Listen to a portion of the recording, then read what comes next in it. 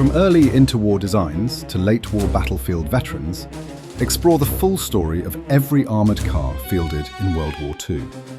Fast raiders, command platforms, gun carriers, all of them in one place.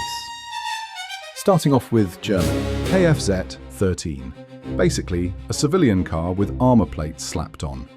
No roof, thin protection. Germany learned fast this wasn't enough. Replaced quickly after the Polish campaign showed its weaknesses. Now this is the Sd.Kfz 222, Germany's standard light scout, with four-wheel drive and a 20mm autocannon. That mesh screen on top kept grenades out. Nimble, well-armed, and perfect for reconnaissance work. Sd.Kfz 231, eight-wheel monster where every wheel steered and drove.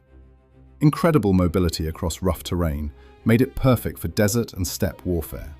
Fast reconnaissance when Germany needed speed. Sd.Kfz 233, heavy scout, packing a short 75mm gun for direct fire support. Could knock out fortifications and infantry positions that smaller scouts couldn't handle.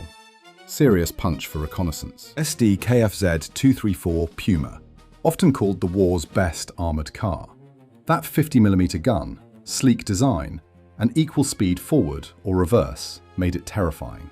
Could fight or flee instantly. Sd.Kfz 247, specialised command vehicle for officers, usually lacking heavy weapons. Its job was keeping commanders safe and mobile while coordinating troop movements, not fighting directly. Sd.Kfz 263, mobile radio station with that giant frame antenna over the hull. The nervous system for motorised divisions, enabling long-range communication across vast Eastern Front distances. Next on the list is United States. M3 Scout Car, American half-track produced in massive numbers for every Allied nation. That unique skate rail let machine guns move anywhere around the perimeter. Simple, reliable, served decades after victory. M8 Greyhound, six-wheeled speed demon on roads with 37mm gun. Thin floor made mines dangerous, but it outran trouble and outgunned enemy scouts. America's primary armoured car. The next one, T-17 Deerhound, Ford's six-wheel design rejected by the US Army, sent to Britain under Lend-Lease instead.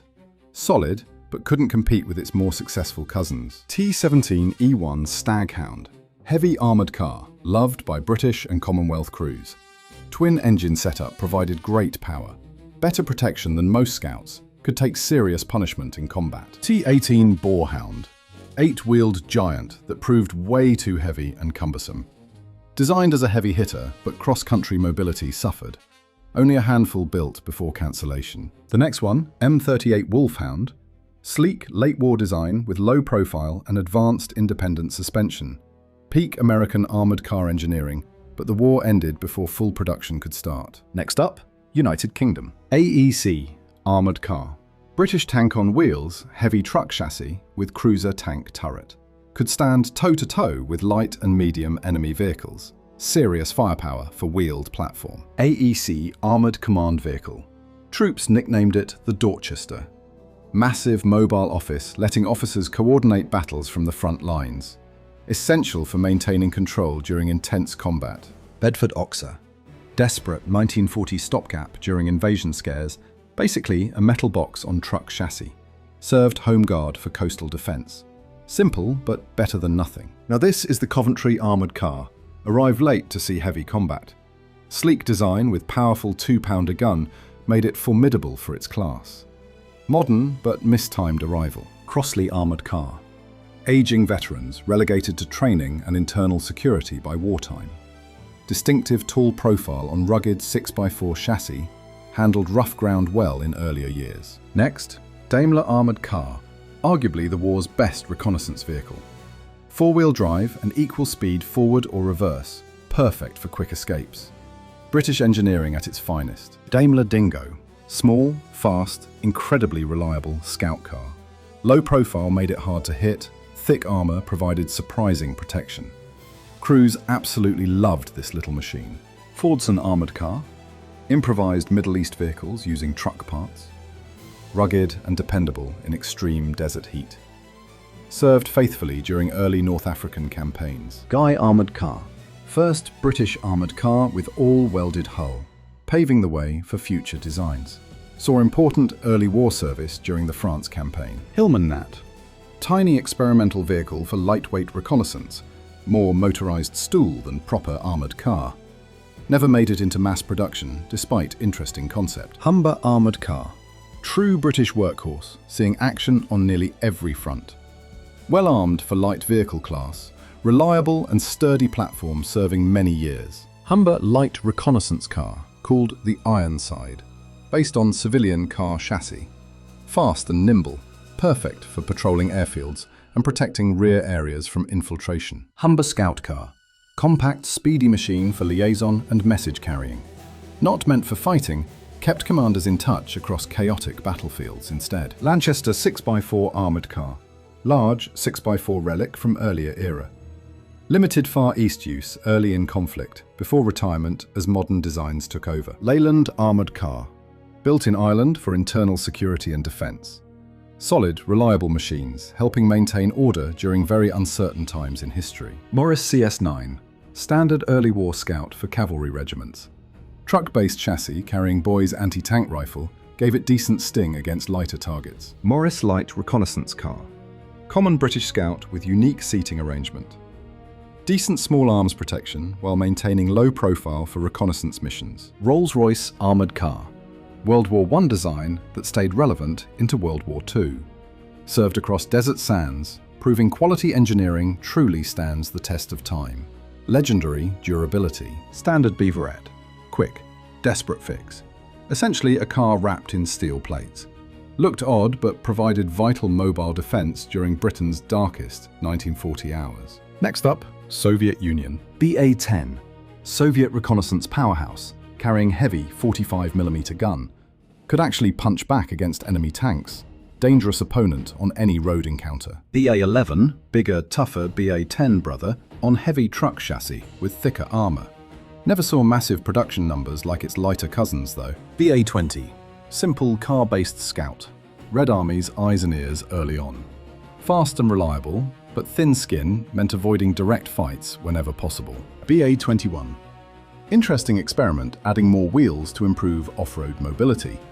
Engineers hope to conquer Eastern Front's difficult mud with better traction. Next, BA-27, beginning of Soviet heavy armoured car legacy.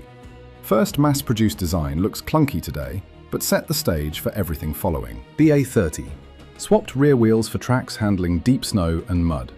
Half-track design offered better grip, but proved too complex and heavy. BA-64, nimble 4x4 late war icon.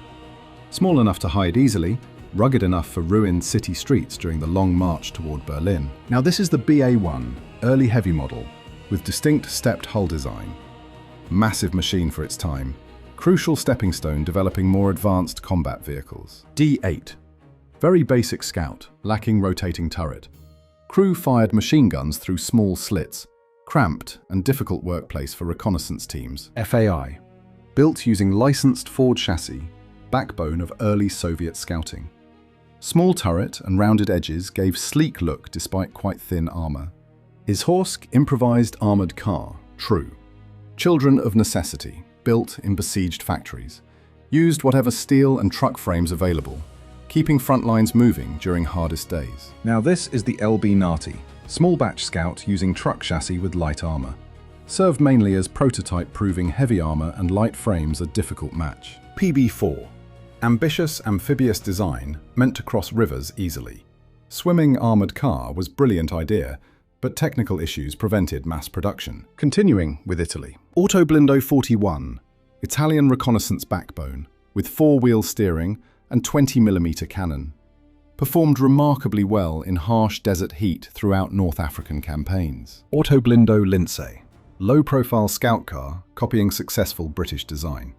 Small size made it hard to hit, but light armor offered little anti-tank protection. Camionetta AS-42 Sahariana, built for long-range desert patrols carrying massive fuel and water, could strike deep behind enemy lines before disappearing back into dunes. Fiat 611, heavy, imposing machine serving mostly East Africa. Looked terrifying but quite slow, often struggling on rough ground during operations. Next, Fiat Tourney Tripoli, World War I relic finding second life in colonies. Simple and rugged, perfect for patrolling remote outposts where modern equipment was scarce. Lancia 1Z, 1ZM, another early-era veteran. Surprisingly durable, remained in service long after obsolescence, because often nothing else available to replace them. Now let's look at France. M39. Modern design with very low profile and excellent mobility. Could have been world-class scout, but production cut short by French invasion. Now this is the AMC Schneider P16. Unique half-track hybrid, providing decent off-road capability. Bridge between old warfare ways and fast-paced armoured combat of the 1940s. AMD 35. Widely considered one of the era's best armoured cars. Fast, well-armed, highly reliable. Even Germans used captured models throughout the war. AMD 50. Older chassis updated with newer turret and engine. Showing its age by war's start, but still provided essential North African support. The next one. AMD 80, large and fast, designed for wide-open colonial spaces.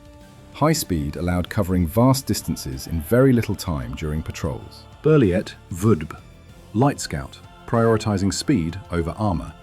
Used for transport and reconnaissance in rough terrain. Four-wheel drive gave distinct advantage. Citroën P28, half-track design offering better traction than wheels.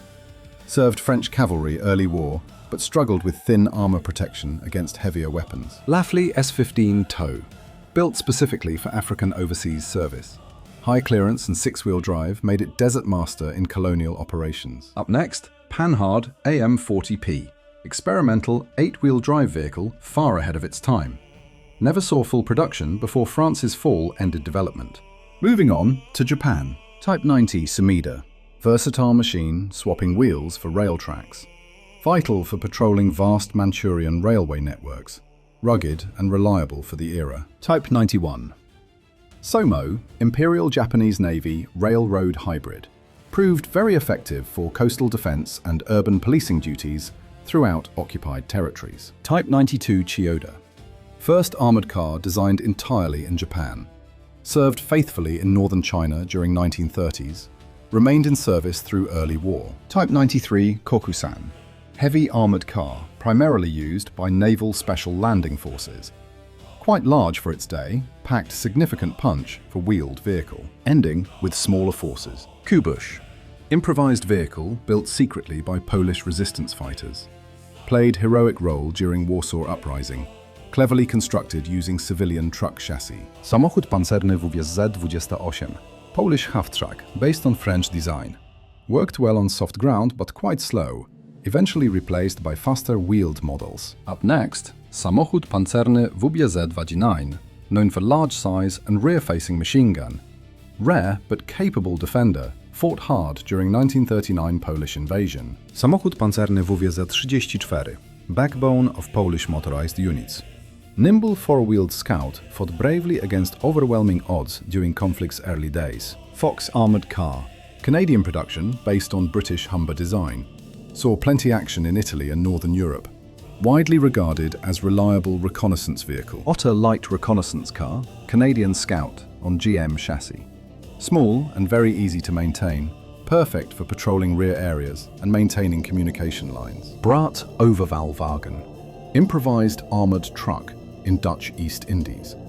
Built with local steel, resisting small arms. Desperate but brave attempt slowing Japanese advance. DAF Panzerwagen M39. Remarkably advanced Dutch 1939 design. Front and rear driving positions allowed quick retreats without turning. Packed punch with 37mm cannon. Panzerwagen M36. Landswerk, built for Dutch Army. Known for impressive paved road speed, but complex mechanical parts made maintenance constant crew struggle. Panzerwagen M38. Evolution of previous model with better commander visibility and slightly thicker armour. Played vital role during brief, intense Netherlands defence. OAVZ-27. Czech vehicle, quite heavy and slow for its time. Reliable engine struggled off main roads. Looked intimidating but lacked modern combat mobility. OAVZ-30. Unique three-axle design suited for border region patrols. Most ended up in German hands after occupation for internal security duties. PA2. Gelva, nicknamed the Turtle for extremely rounded armour, deflecting bullets easily. Complex curved shape made it very expensive and difficult to manufacture. Panzerbill M31, Swedish model on standard truck chassis. Simple, cost-effective solution for neutral nation. Served primarily training and internal security during war years. Panzerbill M39. Sleek, fast, four-wheel drive design. Symmetric body allowed high-speed driving either direction. Build quality typical of high Swedish standards. Panzerbill M40. Further Lynx development with slightly different equipment keeping excellent mobility. Key part of Sweden's mobile defense strategy during neutrality. Next, Panzerbill M41. Built using rugged Volvo chassis, known for reliability. Designed handling tough terrain and harsh northern winters. Remained service many post-war years. 39M. Chubba. Fast Hungarian scout with very low profile, making it difficult to spot during reconnaissance missions. Served heavily Eastern Front throughout conflict. The next one, 40M Chubba. Specialized command version replacing main armament with advanced long-range radio equipment. Allowed commanders coordinating movements over vast distances. Marmon Harrington armored car. South African workhorse, incredibly versatile. Adapted into many different versions with various weapons. Saw heavy action across North Africa and Middle East. Now this is the ADGZ, heavy Austrian vehicle with 8 wheels and all-wheel drive. Quite massive with great cross-country capability. Many used by police and SS post-annexation. Rhino heavy armored car. Australian powerhouse designed for maximum protection with incredibly thick armor for wheeled vehicle. Small production before cancellation favouring tanks instead. Rover light armoured car, Australian creation on heavy truck chassis during desperate times. Lacked roof, exposing crew to elements, but provided much needed mobile local defence firepower. Now this is the Dodge armoured car. Clever standard truck conversion meeting urgent North African desert demands. Not most advanced design, but mechanical reliability made it useful for long patrols. Ford Mark IV. Irish Army built, with fully enclosed body and rotating turret.